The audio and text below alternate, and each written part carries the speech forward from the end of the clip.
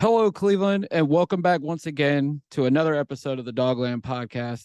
And for the first time in this podcast's history, and this is our sixth season, we are covering a season opening victory. Anthony, the Browns are 1-0 for the first time since 2004. Can you believe it, man?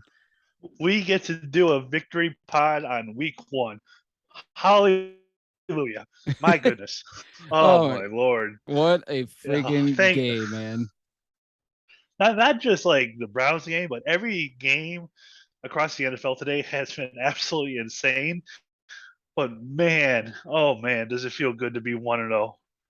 Hell yeah, man. It's amazing. I still like, I don't know if we're gonna be able to put together articulate sentences and everything, but this is wild. And Anthony, I don't think there's anywhere better to start. And we all unanimously, our group here at the Dogland, we usually put up a poll on Twitter saying who's the mayor of Dogland, but it was unanimous, it was obvious. Cade York, the team's fourth round pick. The dude has ice water in his freaking veins. Not only did he hit the game-winning field goal, which was the longest Browns field goal since 1984, according to ESPN, but he hit 4 field goals overall today, justifying, contrary to some people not liking the Browns or any team drafting kickers in the draft. He justified it on week one, especially with the game winner. And it didn't look like it was going to be good originally, and it just swung in our favor. Man, that was unbelievable. For a guy that was hitting them from 70 in the preseason and hit one from 69 in warmups, hit that one from the logo at the 50. Like, what an unbelievable leg that dude has, and for a rookie to be that clutch already, it's phenomenal. Oh, it's so great to have a kicker. Like I, I'm gonna hold off on saying like Justin Tucker, but when you could boom a kick like that and have the clearance of a good 10 yards, um, that's such a weapon to have. And you know, you saw that game winner he had last year for LSU. He comes to the Browns, has one week one. I um, I don't think it's going to be much of a spoiler if he kicks a lot more. I think he's going to kick a lot more of those. Hopefully, the games aren't as close to where he has to, but he just has ice water in his veins, like you mentioned, and um, it's nice to finally have a kicker. Like every touchback or every kickoff today was pretty much a touchback out of the back of the end zone. The dude has quite the hammer for a leg, so it's nice to have a kicker. We've been searching for one for so long now. Yeah, we've been searching for one for so long. Like, I sometimes I think that the infamous QB jersey, like we could have made an infamous kicker jersey with all the kickers we ran out there from the time Phil Dawson left after the 2012 season until now. It, we could have, except the names would have kept on going wide right on the jersey. Very good, very good. But yeah, I mean, watching the last couple years, Justin Tucker in Baltimore, up until today, Boswell in Pittsburgh, he shanked one off the upright, and that weird ass game between the Steelers and the Bengals. And then, Evan McPherson last year. Now, granted, today he had some issues. He had a blocked kick. There was an issue with the long snapper. We don't have that here with the legend Charlie Hewlett. But the Browns have been searching for a kicker for a long time, and a lot of us we scratched our heads because we didn't think they would take one, especially in the fourth round. But kudos to Andrew Berry and the scouting department, and the entire front office for doing that, especially because there was a run on kickers right after that. But man, York, who even said in the post game presser that he had one of his worst pregame warm up sessions of his career, but he said it didn't phase him. And, that's good when, because kickers really, they can have the leg and the accuracy, but it's all mental. And the fact that, even though you have a bad pregame, you don't let it phase you, and you set yourself up for moments like that at the end of the game. When the head coach puts the trust in you, and you go out there and just act like nothing phases you and hits a kick like that to win a game, it was unbelievable.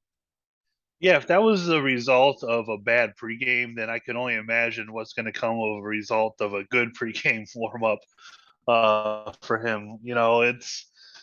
Oh, it's so nice to have a kicker, and I'll take a little bit of credit. I said he was going to kick a game winner in our pregame pods, so I'll take that little bit of credit too.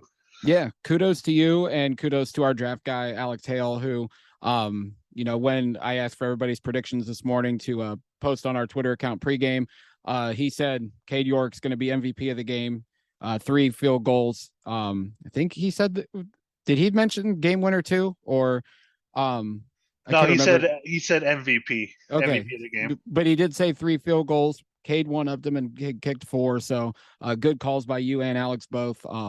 But yeah, he was definitely the MVP of the game. And you know what, Anthony? I know it's only 1 week, but I mean, if he keeps doing this, I may have to get the Cade York jersey before I head down to Miami in I'll tell November. you what. I'll tell you what. I saw a nickname, and it's going to stick. King Cade. King, I love it. I love it. King Cade. That's great. It's a great nickname. Hopefully he keeps it up. That was an unbelievable performance out of him today. Uh, he's definitely the MVP, and of course he is the mayor of Dogland for Week 1. Anthony, let's turn our attention to the offensive side of the ball. Jacoby Brissett, obviously, first start with the Cleveland Browns. He definitely had his ups and downs. I don't think any of us expected him to, go out there and goes scorched earth on the Panthers defense. He goes 18 of 34 for 147 yards. He did throw a touchdown. He did take 1 sack, but he had his ups and downs. But late in that fourth quarter, when Carolina took the lead, and we needed him to get us into field goal range, Brissett he wasn't perfect, but he made the throws when he needed to get us into range. He took a big hit from Brian Burns that was a roughing the passer call, and people can question that, but he did get us into range with a couple throws to get us there for Cade York to make the game-winning kick. So it wasn't perfect, but Jacoby Brissett did his job today, and he put the Browns in a position to win. And you can't be mad at that. Yeah, he didn't make mistakes. The one mistake he made that was picked off was flagged for pass interference. That one in the end zone. So Yep. he did a great job today of getting the ball out, getting it out fairly quick. You know, he definitely errs on the side of caution with his throws, and that was the scouting we reported on him coming here.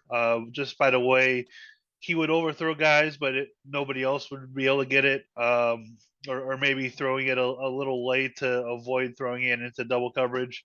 So it's all right if he doesn't make mistakes because I think that the Browns rushing game is going to be like that all year round. So if Brissett is able to kind of repeat what he did today and maybe complete some more of those passes with open receivers, because there were a lot of open receivers today. If he's able to hit some of those and not make mistakes, I think the Browns will be just fine for these first 11 games. Yeah, for sure. And I think the passing game will grow as we go week by week. Like the timing wasn't down with Amari Cooper today. They only connected twice or 3 times on 6 targets. He missed some big wide open throws, one for Kareem Hunt down the sideline, one to Amari Cooper down the sideline. He just put a little bit too much touch on the ball, but you've seen he had a great connection with Donovan Peoples-Jones, who was the leading receiver with 6 catches on 11 targets for 60 yards. He utilized the screen game with Kareem Hunt a couple times that I thought was really well. A nice little dump off when Kareem Hunt was lined up as the fullback for the touchdown. You want to see the connection better with Bryant and Njoku. Njoku only had 1 target, so that's obviously something Stefanski and Alex Van Pelt need to work on, getting Njoku more open and involved in the passing game because they are paying him a lot of money. But I think the passing game will get there. Like we said, Brissett's not going to be perfect. We know he's not one of the top half quarterbacks in the league, but this is a guy that doesn't turn the football over. And like we said, in a clutch moment like today's game, he made the throws when he needed to. He found Peoples-Jones, he found Cooper to get us in Cade York range. And as long as he keeps doing that, he makes the throws when needed to move the ball down the field when the box is stacked to try to get us from not running the football. That's all you're going to need out of Jacoby Brissett over these first 11 games. Yeah, and he did a great job today. I thought Peoples-Jones had a great game today. we were looking for one of these receivers to step up and make some big catches, and Peoples-Jones had about a half dozen of them today. Well, between contested catches and then the one on that final drive there, the Browns really needed that. This receiving group has taken a lot of criticism, although I don't think it's fair. And you and I talked about that at length, saying that they needed one more or a couple more guys in there. But I thought everybody today did a very nice job. Even Schwartz, had a very nice catch. He high pointed that ball and came down with it. I thought the way they utilized him today was really nice as well, in motion as well as doing that reverse. So look, if this is just the beginning, it's going to take some time, I think, for Brissett to build chemistry with the receivers, including Njoku. But if this is the start of it and it gets better than that, I'll take it. They really need to grow together as a group. They only had a few drives together in the preseason, so if it takes 2 or 3 weeks for all this to grow and build confidence in everybody, then I think they'll head in the right direction. Without a doubt. And I'm glad you brought up Schwartz because I thought they utilized him perfect today, doing things for him that makes him comfortable and give him things that he can succeed in this offense with. The 2 jet sweeps, he had 2 carries for 20 yards in those. And then he had that great catch for 19 yards down the field. If you just continue to do things to get him open and get him the ball, to let him use that speed and things that he's comfortable with, things that worked for him in Auburn, as he continues to grow as a wide receiver in the NFL, I think that's only going to be good things for. And that's, I think, what Stefanski needs to do for not just him, but any playmaker on this team. You do things to their strengths that are going to allow them to succeed in this offense. Yeah, if you can find creative ways to get your playmakers the ball, that's only going to help you out. So, Sports definitely has the speed to break a game. So if you can get them the ball in creative ways like they did today, that's fantastic. I thought, they utilized Felton a lot in motion as well. That's certainly another look to give teams. They can definitely use him on those kinds of sweeps as well, like they did with Schwartz. So uh, I think this offense, is going to be very motion based and with a lot of misdirection, and that you can tell early on really freed up running lanes for Nick Chubb and Kareem Hunt. Um, and I thought having both of them on the field at the same time was a really nice game plan. It allowed for a lot of different things, including Brissett's touchdown pass to Hunt, where he was lined up as a fullback in that goal line set. Um, like I said, you find creative ways to get your playmakers the ball, like using Hunt there as a fullback. You're going to have success on offense. Without a doubt, but I think right now, and it's probably going to be this way throughout the first 11 weeks till Deshaun Watson gets back, the main crux of this offense is number 24 and number 27. And that was, the main focus today offensively. Nick Chubb and Kareem Hunt did their thing. And Anthony, I think the biggest takeaway, outside of the fact that they were dominant every time they touched the football, was the fact that Stefanski had them both out there in certain packages. Whether, they were in the backfield at the same time, whether they had Kareem Hunt in at fullback or motioned out as a wide receiver, it's going to give defenses fits if both of those guys are out on the football field, because you have to keep one eye on Chubb and another eye on Hunt, and that's going to create mismatches. And I think that'll allow for guys like Amari Cooper, Donovan Peoples-Jones, or the tight ends to get open for Jacoby Brissett to get them the ball. So Nick Chubb was amazing, almost 7 yards per carry. He's now jumped Jim Brown in terms of yards per carry in his career. I think he's at 5.3 now, which is the second highest in NFL history. And then Kareem Hunt, and I said this in the group chat during the game, thank God we did not trade him, because what he brings to this offense when he's healthy, when he's on the field, is so dynamic. And who knows if this is going to be the last year. We don't know what's going to happen in that situation, but the fact that he's still here and still such a dynamic playmaker for this Browns offense is a good thing, because today I thought he was great, not only as a runner, but as a receiver as well. Yeah, they utilize him in a lot of different ways. And you mentioned having both Chubb and Hunt out there at the same time.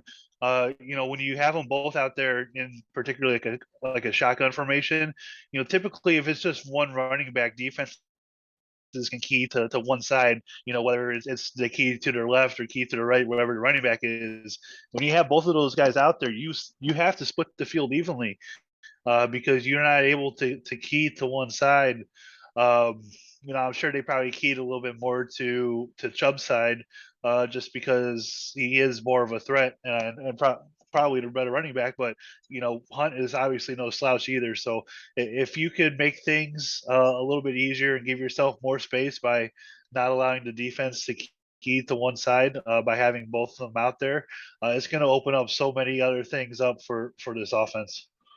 Yeah, without a doubt. I mean, it's amazing having both of those guys. It was very interesting that D'Ernest Johnson was inactive today. A lot of people are hinting at, there could be a trade in the works, and looking at some receivers around the league that, the Browns were linked to during preseason were also inactive. So that's definitely something to keep an eye on, maybe. But I think they're probably thinking is Jerome Ford brings more in the return game, and he had a solid 30-yard return. So maybe they just think he's more useful on special teams than D'Ernest. So, but it's definitely something to keep an eye on. But when you got Nick Chubb and Kareem Hunt in the backfield, defenses definitely have to keep their eyes on both of them, especially when they're out on the field. Looking at the defense, I thought they played really well today. Obviously, they were pressuring Baker Mayfield most of the game. Clowney batting passes down. They were generating pressure, whether it was Miles, whether it was Clowney. Alex Wright was making some noise. Taven Bryan put Baker on his back. Of course, it was a roughing the passer penalty, but guys were definitely getting their shots in at Baker. But, the defense, the game shouldn't have been as close, but there was two big breakdowns. The 50-yard pass to Ian Thomas in the first half, miscommunication, I'm assuming, between JOK and Grant Delpit, which allowed Thomas to break free, and then the 75-yard touchdown to Robbie Anderson in the fourth quarter. First, I thought it was on Delpit, but going back and looking, and even the announcer said it looks like a miscommunication between Greg Newsome and John Johnson III. But the defense was making plays all day. Miles said that the offensive side of the ball was jaw jacking at them, so they definitely felt like they needed to turn up the heat, and they did. But the miscommunication, you would think in year 3 of Joe Woods' defense, would not be happening, especially with the same parts and pieces. But that's definitely something that they're going to have to clean up this week in practice. Yeah, absolutely. Granted, it's still like the second year for Newsome, and this is, I guess, you could still consider Delpit's being a second year for JOK. So, a lot of these guys still have a lot to learn. This communication will only get better. The thing that was caught my eye with the defense is they played really fast today. Everybody was swarming to the ball. The defensive line and their get off was really good all day long. Um, it just seemed like they played really fast, and we're not used to that, but I think the speed that they have out there, with JOK, with Grant Delpit, Anthony Walker, as well. So, um, a lot of these guys were flying around all day long today. So, if they're able to continue to do that and put pressure on the quarterback with only 4 guys, which it seemed like they did for most of the game, this defense is going to be good, and we expect them to be good. I don't think they're going to be a top 5 defense, but if they're a top 10, top 12 defense, then they're going to give the Browns a lot of chances to win football games. And what they were able to do today with the sacks, and Miles almost had a strip sack there and recovered a fumble, but unfortunately he didn't get that one. But this defense, I think, had a very good showing. Yes, there were those couple communication breakdowns that almost cost you the game, but I think as they move forward, that kind of stuff will get cleaned up, and things will be much better. Yeah, without a doubt. I thought the run defense played really well. Granted, McCaffrey's a guy that doesn't go in between the tackles. He's more of an outside runner, but they limited him to 33 yards rushing. He had the 1 touchdown late in the first half, which, was a result of the secondary miscommunications. But, the run defense was great. So you got to feel good about the middle of the defensive line. We had concerns about that in the preseason, but Togiai, he got in there and had half a sack. I thought he played well. Elliott and Bryant played well as far as I was concerned. We got pressure, like I mentioned. The secondary played well except for the miscommunications, but yeah, this defense is playing good as long as they continue to pressure the quarterbacks. Like, I feel good about the secondary because the array of talent they have back there. JOK and Walker, I thought played really well. And I will say this, Martin Emerson, Denzel Ward, I did not see him out there a lot. So I'm wondering if he had a tweak, like hamstring or something during warmups or something. Martin Emerson played really well, and I love his physicality. For a third round pick, I don't know if we expected much out of him, but obviously with the Greedy Williams injury, it forced him to play a little more. But I was very impressed with Emerson because it seemed like he was out there a lot more than expected today, and I thought he held his own against the Carolina receivers. And you could tell like how big and physical he is because he was doing a very good job of bodying up those receivers, and doing a good job of contesting a lot of those passes. So, um, it's nice to have a really big physical corner. There's a lot of receivers in the NFL that's going to be useful in terms of trying to guard. So, um, I was excited to see him do well in the preseason, and if he could continue to build off of that and then build off his performance in the week one, I don't think the Browns are going to miss Greedy Williams at all, who they had to put on IR.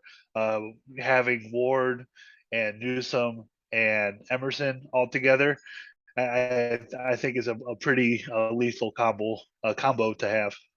Yeah, and then when you have AJ Green as depth, Herb Miller was good in special teams yesterday, and if they call up Sean Jolly at any point off the practice squad, there's tons of depth in that Brown secondary. But you got to feel for Greedy Williams, who we didn't, we mentioned the injury on our preview show Thursday, and then of course he goes on IR. You have to feel for him because it's just another bump in the road for him in his NFL career. He's obviously on a contract year, and it's unfortunate because he had some moments last year, played well, and it was obviously going to be a big part of the secondary again this year. But hopefully he bounces back from this when he comes off IR and is still a contributor on this Browns defense for the rest of the season. Yeah, hopefully he can come back. Obviously, I'm sure he really wants to, so he's able to get some kind of contract in free agency. But you can't have too much depth at that position, especially if he's able to help out on special teams too. So, hopefully he can come back after these first 4 games and get back to form. But obviously for now they'll be without him, and in his place, I think Emerson and AJ Green will do a decent enough job to hold it down while he's gone. Yeah, definitely. I mean, next week's the Jets. They have some playmakers, And but Joe Flacco. and Joe Flacco's throwing the ball. So it's going to be an interesting matchup for them, especially the home opener. And then the Falcons, you got to worry about Kyle Pitts. You got to worry about Drake London, Cordell Patterson if they line him up at receiver. So, and then of course Pittsburgh in a couple weeks as well. So good test coming up for this Brown secondary, but I think they'll be ready for the challenge. You mentioned Myles Garrett having the 2 sacks. Anthony, he's closing in on the all-time mark in Browns history. Clay Matthews had 62 and Myles is now at 60 and a half. And, with the Jets missing both of their starting tackles because Dwayne Brown just went on IR, Mekhi Becton obviously out for the year with his knee injury. There's a good chance Myles might do it next week in the home opener against the Jets. Set the Browns all-time franchise sack mark, which is amazing that he's done it already. And I think this is his 6th season. He's already closing in on that mark. We might have thought it could come quicker, but obviously injuries and the unfortunate suspension a couple years back has delayed the time, but it seems like that's coming and it might come next week. Yeah, and to have it happen in your home stadium will be very nice. I think he could definitely get it next Sunday. You heard a lot of those chants of Myles Garrett. After he sacked Baker Mayfield twice in a row, from all the Browns fans that were down there, which there were a ton They were very noticeable on the television broadcast. So kudos to all the Browns fans that went down there to Carolina to cheer on the Browns. And next week you typically don't get too many Jets fans. So um, that stadium is going to be pretty packed and pretty supportive. And if he's able to get that record next week, there's going to be a nice little chant and celebration. So hopefully he's able to get it, and I think they'll take home the W next week. But we'll definitely talk about that more throughout the week here. But yeah, his career has certainly been a good one so far, and to only be in your sixth season with the team and have over 60 sacks, you figure that's like what 12 per season, because this is the start of the fifth one, so almost 12 per season, and starting out with two today. I'm not sure if they're going to go back and award him a third one for that one play in the first quarter where Baker kind of fumbled the snap and then Miles touched him down. I'm not sure if they're going to count that one or not down the road, but he did a great job today. The whole defensive line did. I thought even Clowney, with all the pass deflections, Tommy Togi I got in there as well. So Winfrey I think had a deflection too. Um, this defensive line plays well when everybody's out there and healthy, especially when Miles is out there. It opens up so much more for everybody else. So not only can Miles just completely wreck a game and do what he did today with those back-to-back sacks, but he opens up so much more for everybody else, makes everybody else around him. That's why he got paid the contract he did, and that's why every year he goes into the league as a potential NFL Defensive Player of the Year candidate. Yeah, without a doubt. I'm looking at the stat line now. The Browns defensive line had 5 of the 7 pass deflections. Miles had 1, Clowney had 2, Alex Wright had 1, and like you said, Perrion Winfrey had 1. So they obviously, the game plan was strong. They knew how to limit Baker Mayfield, and they did just that, especially from up front to the secondary. Anthony, obviously, we would be remiss if we did not discuss Baker. Obviously, he was the former Browns quarterback. This was, the game. He tried to downplay it in post game, saying everybody was trying to act like this was the Super Bowl, but it's just one game and there's 16 to go. But it's like Baker. Well, if that's the case, why are you putting out those damn T-shirts? Why are you putting out the T-shirts? Why are you telling people that you're going to F them up? Now, granted, that quote might have been taken out of context by the national media and the person that said it, but at the same time, yeah, Baker, you came out fired up and everything, and everybody could see it on your face and the pregame on TV and everything, and but Baker did not play well. I mean, granted, he had the long touchdown, but at the same time, he botched a couple snaps. He threw the interception. It just was not a good performance out of him. 16 to 27 for 235, the touchdown and the pick. But I thought it was much worse than that. He could not get into a rhythm, which kudos to the Browns defense for not letting him get into a rhythm. The second half he played better, but still he just did not play well. It'll be interesting to see how the season progresses. I'm not going to watch it because he's not on the Browns anymore, so it doesn't matter. But Baker did not play well. I thought the Browns defense, the game plan was perfect. Obviously, he capitalized on some breakdowns on the defense, but all in all, this closes a chapter. I think we can all move on from after this. I know a lot of us won't, especially the people on Twitter fighting with the Baker Bros still. But yeah, he did not play well, and granted, he put the Panthers in a situation to win, but at the end of the day, Baker did not play well. And we can all move on from this. Can I use a Freddie Kitchens quote here? Go ahead. If you don't wear orange and brown, you don't matter.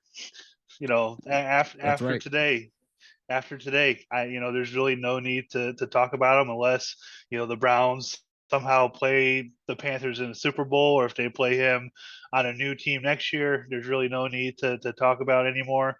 I think his performance today pretty much encapsulated his entire time as a Cleveland Brown.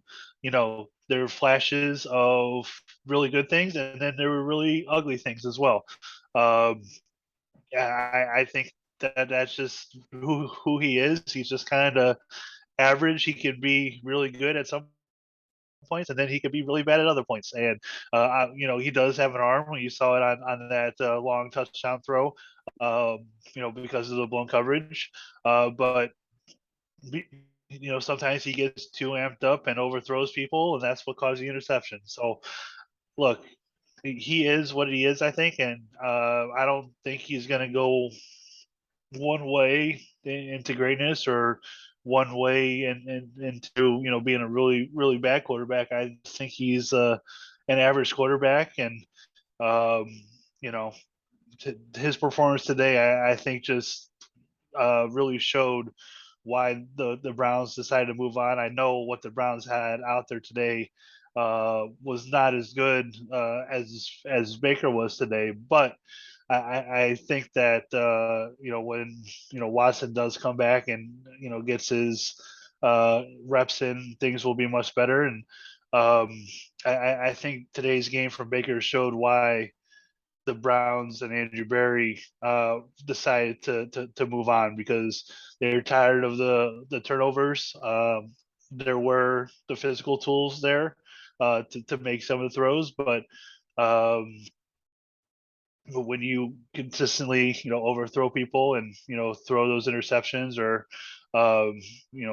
bobble snaps, I'm not sure how much of that was on him, but it almost cost him the game there at the end when he fumbled that one snap before they kicked the field goal. So when you're turnover prone, it's not good. So but like you said, after today, we don't have to talk about them.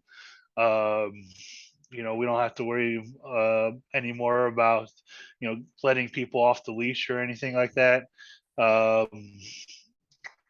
So I think it's just now it's time for everybody to move on, and the Browns and everybody and the fans can go one way, and Baker Mayfield and his career can go the other way until they meet on the field at some point in the future. Exactly. As we wrap things up, Anthony, do you want to discuss what happened in the AFC North today, or do you want to save that for later this week? Because we could talk about it now. Yeah, I mean, we could briefly talk about it. I mean, there was, obviously, Baltimore picked up a huge win against the Jets. They looked very good. Lamar Jackson came out, after those contract talks failed, and played a very good game. Probably gave the Browns offense some good things to look at for next week when they play the Jets. Baltimore is definitely going to be a tough thing to handle. Granted, they did lose Juwan James to an Achilles injury. And they may have lost Kyle Fuller too, so that hurts their secondary, who didn't have Marcus Peters today. So, right, and he just came back, right, because he was out all last year. So yeah, and Dobbins didn't play today. I know they're being extra cautious with him. Yeah, but not having injuries are starting to pile up for him again. Not having Marcus Peters last year really hurt them on defense. So, they definitely have game-breaking speed with Rashad Bateman and a couple other guys, and obviously Lamar is a very good quarterback, and the Ravens should pay him every single penny that he asked for. But the Ravens are a good team, and hopefully the injuries don't hamper them too much. And speaking of injuries, the Steelers might have won their game today, but they are definitely going to be really hurting if some of those guys are out long term. Yeah. Because T.J. Watt, it's believed that he tore his pec. Najee Harris left the game, so if that's the case, if they don't have T.J. Watt for the foreseeable future, the Steelers are going to be in big trouble. And I think Mr. Andrew Filipponi might be in some even bigger trouble too if he lives up to his word from what he said before the weekend. So Cincinnati, Joe Burrow, four interceptions and a fumble, still almost won the game. Granted, they suffered an injury to their long snapper, which caused some bad snaps there at the end, while trying to kick the game-winning field goal. My thing about that, I don't know if you saw my tweet on it. They kicked that on third down. If it was a bad snap, why not just eat the snap and try it again? you know, Zach I don't Taylor know. said That something doesn't. about that. Let me pull it up while you're talking. Yeah, because that gives you another shot. Granted, it's going to be like 4 or 5 yards back, but maybe you get a better snap to give McPherson a better shot at kicking it, because those laces were in, and we know all about the laces being in, from movies and everything. So, um, I personally I would have just try it again. And I'm not sure. I guess the holder, is it their punter, who holds, maybe just didn't have the awareness of that, to maybe try again, since it was third down. They could have had another shot on fourth down to kick the game winner. Instead, they miss it. Boswell goes down and kicks the game winner. So, um, that game almost was a tie. And I guess if the Steelers had all those injuries and those players are going to be out for a long time, I guess maybe it was a better thing that the Steelers didn't win, because the Bengals are still, going to be good this year. So if the Steelers, go on a losing streak, or lose quite a bit because of the injuries they suffered, it's good for the Browns that the Steelers beat the Bengals today. Yeah, I mean, Pittsburgh, I think, showed that their defense is still really good. I think a lot of people want to, say, oh, they're going to finish last in the division. They still could. It's a long season. Obviously, some of these injuries, if Harris is long term, that's going to even hurt their team even more, besides the TJ Watt injury. But their defense was still really good today, obviously picking off Burrow 4 times, and the fumble loss. I mean, that's huge. But Cincinnati, they have grit. Like, they always, like, it doesn't matter like when they're down, how the game's going, they find a way to get back in the game and almost win it, like they did. Obviously, a blocked point after. Obviously, the long snapper was hurt, so there's an issue there that they're gonna probably have to work on this week, maybe bringing somebody else in or working somebody else in at that position. But that was an amazing game, because obviously that went on right after the Browns Panthers game, and it was just a crazy ending to that. But this AFC North is always going to be a fight. It's gonna be interesting to see what happens with Pittsburgh now. If with Watt's injury is what it's believed to be, that's going to hurt their defense in a big way up front. But they always manage to find a way to get after the quarterback. Harris, that's key, because their running back depth isn't that great. And Trubisky's limited at what he can do as quarterback. So that offense is going to take a interesting twist if Harris is out with a significant injury. Going to Baltimore, Anthony, you talked about Lamar Jackson and the whole contract thing. It was reported that he turned down 250 million with like a little over half of it guaranteed, but it just seems like, and the players union's pushing for it, for Lamar to get that fully guaranteed contract, to get even more guaranteed than what Deshaun Watson got from the Cleveland Browns. So that is going to be an interesting twist. I said it, as much as I don't want to see Baltimore win, I hope Lamar has an MVP season to keep putting pressure on the Baltimore Ravens front office and ownership to force their hand. Now, Glazer said that they will franchise him, which I think is 45 million. Will be 45 million next year, but he just needs to keep putting pressure on him. Kyler didn't take a fully guaranteed deal. Russell Wilson didn't take a fully guaranteed deal. So you kind of have worry as a Browns fan that the Browns didn't set the new narrative, but it seems as though Lamar Jackson's going to change that narrative. And as far as, what they did on the football field today, the fact that they were limited to 63 yards rushing and still won, obviously the Jets have their injuries and Joe Flacco's their quarterback, but Lamar is showing people that, yes, he can throw the football. He spread it around today. Bateman, Duvernay, and Andrews all had over 50 yards receiving. So there is talent among the receivers in that Baltimore Ravens room. So he's going to try to shut some people up that keep saying that he's just a running back that's playing quarterback and that he can't throw the football. And granted, his stats aren't amazing, but that one touchdown to Bateman today was a pretty nice dart, 50 yards down the middle of the field for the touchdown. So, kudos to Lamar to keep making strides as a passer and keep putting pressure on that front office, Lamar. Yeah, and that offense is only going to get better when J.K. Dobbins comes back and Gus Edwards down the road. So that offense obviously needs them. They could do so many different things when those two guys come back. But yeah, I agree with you. I think Lamar should have an MVP type season, so that way the Ravens have to give him more than $250 million that they offered him before the deadline. So I'm all for the Ravens giving him like 300 million fully guaranteed and all that because that makes things a little bit tougher on them to keep some other talent. So, this AFC North, you have three teams that are 1-0 and one team 0-1. I'm not sure when the next AFC North match. I'm not sure if the Bengals and Ravens play next week. I don't think they would, or Steelers or Ravens. But the next AFC North matchup is Browns Steelers in 2 weeks or a week and a half now. Thursday night. Yep, Thursday night football. So yep, that's gonna be a good game. And Trubisky didn't look too bad. Obviously, he is limited, but he made some really good throws today, including that ridiculous one to Deontay Johnson towards the end of overtime before Boswell dunked that one off the upright before the eventual game winner. But yeah, he didn't look too bad. Joe Burrow will be fine at some point. Oh, yeah. He's going to come back and probably go on a tear, especially after throwing four interceptions. So the AFC North is going to be tough. It's going to be a battle all season long. We talked about that.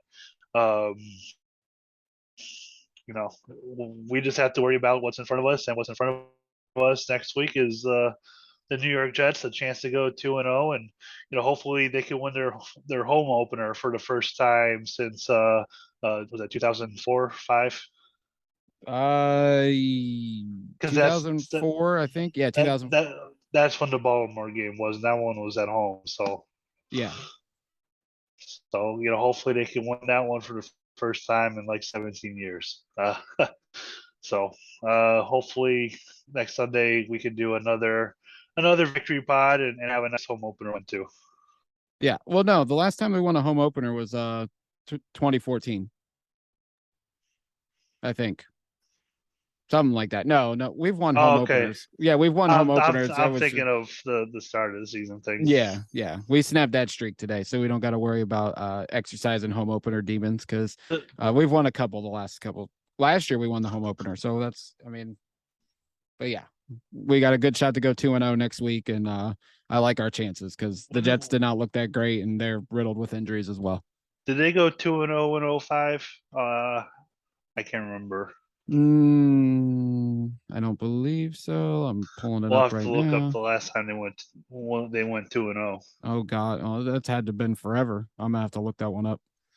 And they obviously have a good shot to win that game. They have a good shot to win, the Thursday night game against Pittsburgh. So if they could get off to a fast start this season, things are going to look pretty good. But obviously they have to take care of business next week. The secondary is going to have a challenge with Garrett Wilson. You saw some of the stuff he was able to do today for the Jets. So they just got to go in there, take care of business. Hopefully the offense is a little bit better.